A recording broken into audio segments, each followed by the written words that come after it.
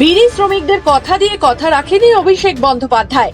সাগরদিঘি উপনির্বাচনে ভোট প্রচারে এসে অভিষেক বন্দ্যোপাধ্যায় বিড়ি শ্রমিকদের দুর্দশার কথা জানতে পেরে বলেছিলেন, দল জিতলে শ্রমিকদের মজুরি বাড়াবেন।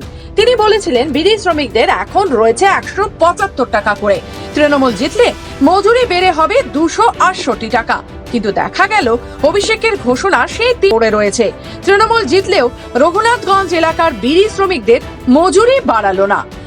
রঘুনাথগঞ্জের 2 নম্বর ব্লকের অন্তর্গত সেকেন্দ্রা গ্রাম পঞ্চায়েতের দস্তমারা গ্রামে সাথে কথা বলতে আসেন রাজ্যের রঘুনাথগঞ্জ বিদ্যুৎ দপ্তরের আকরুজ্জামান। তিনি জানান, এই বিষয়ে রাহুল গান্ধীকে জিজ্ঞাসা করতে হবে। তারা ভেবে কেন দেখেননি বিড়ি শ্রমিক হবে কেন্দ্রের সরকারের লেবার ডিপার্টমেন্টকে। এটা তাদের দায়িত্বের মধ্যে পড়ে, এটা রাজ্যের বিবেচনার বিষয় নয়। এখানে না বলে তাদেরকেই বলা দরকার। একটা গভর্নমেন্ট অফ ইন্ডিয়ার লেবার ডিপার্টমেন্ট এইসব এখানে রাজ্য সরকারের খুব রোলটা খুব একটা কম থাকে। তবুও আমাদের নেত্রী মমতা ব্যানার্জি বারবার বলেছে মালিক এবং শ্রমিক পক্ষকে বসে বারবার টেবিলে বসিয়ে 1,175 টাকা করে হাজারে এরা মজুরি পাচ্ছে। এবং আমি খুঁজে দেখলাম যে মজুরিটা আগে যেমন অনেকে হয়তো কি কাজ করে নিয়ে মজুরিটা তার ঠিকমতো দিত না, সেই মজুরিটা 1 মাস 2 মাস করে যারা মালিক পক্ষ তারা এটা ধরে ব্যবস্থা করতো।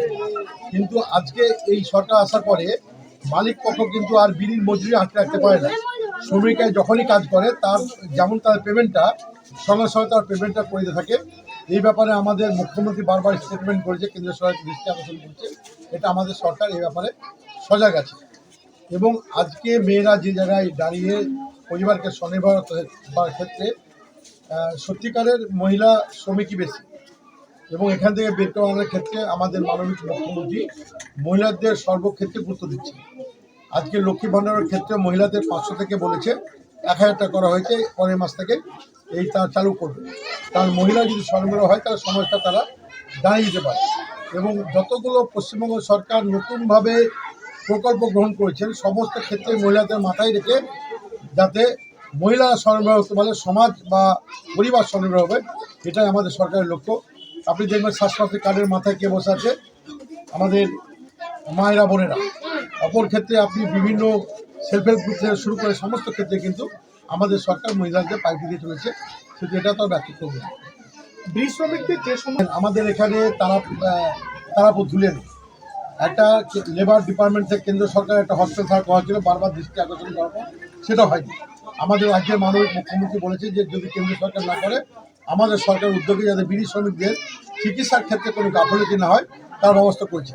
আগে আমরা শুনতাম যে কেন্দ্র সরকারের মাধ্যমে বিড়ি শ্রমিকদের যাতে আবাস প্রকল্প ছিল, সে প্রকল্প এই সরকারে আসার পরে কিন্তু এই যে বিজেপি সরকার নরেন্দ্র মোদী নেতৃত্বে সরকার চলছে সেটা কিন্তু তারা আবাস যোজনা আবাস প্রকল্পে যেগুলো ছিল সেগুলো উঠেছে।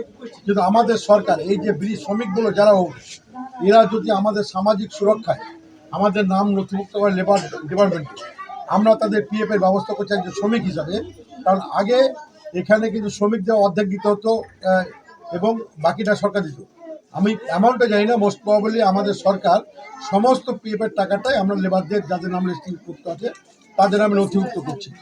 এবং যে সমস্ত শ্রমিক আমাদের লেবার ডিপার্টমেন্টের নাম নথিভুক্ত করেছে তাদের ক্ষেত্রে তার যে অ্যাক্সিডেন্ট বেনিফিট আমরা রেখেছি, ডেথ ক্লেমও রেখেছি, তারা মারা গেলে 1,2 লক্ষ টাকা, অ্যাক্সিডেন্ট বেনিফিট 50,000 টাকা। অর্থাৎ এই সমস্ত শ্রমিকদের ক্ষেত্রেও